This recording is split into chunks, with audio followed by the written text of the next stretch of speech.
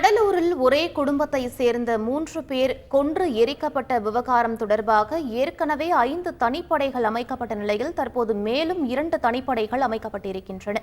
இது பற்றிய மேலும் விவரங்களை எமது செய்தியாளர் தேவநாதன் வழங்க கேட்கலாம். வணக்கம் தேவநாதன், உங்களுடைய தகவல் என பதிவு பண்ணுங்க.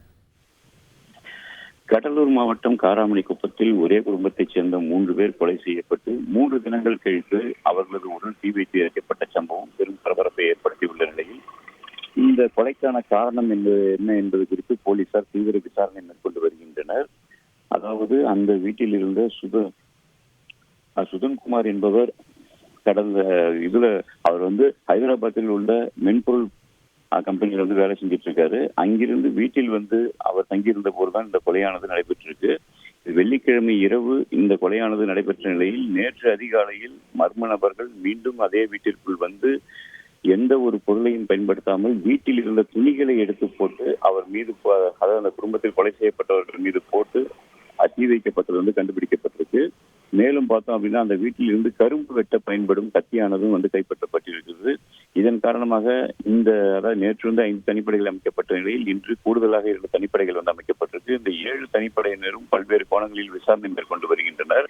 அந்த கரும்பு வெட்ட பயன்படுத்தப்பட்ட கத்தி பிடிபட்டதால் அந்த கோணத்தில் ஒரு தனிப்படையினர் விசாரணை மேற்கொண்டு வரும் அதே நிலையில் சுதன்குமார் பணிபுரிந்த ஹைதராபாத்திற்கு ஒரு தனிப்படையினர் விரைந்திருக்கிறாங்க.